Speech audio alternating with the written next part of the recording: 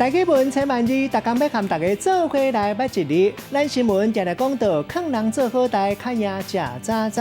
这意思是讲，靠劝人做好代志，比干那家己一个人做好更较重要。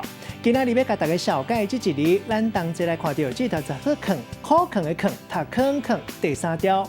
读劝这是读鼻音，劝的意思就是说服，咱讲是可劝，嘛当讲是宽劝。另外，劝人和好，也就是劝和。好好甲人说服，也就是奉劝。这个文音读做劝，像讲可劝人做好代志，咱讲是劝善；可劝人和好，嘛当讲是劝解。带大家做伙来小解这两个词。头一个读做劝劝，意思就是可劝；第二个词读做劝善，这个意思是可劝人爱行善做好代。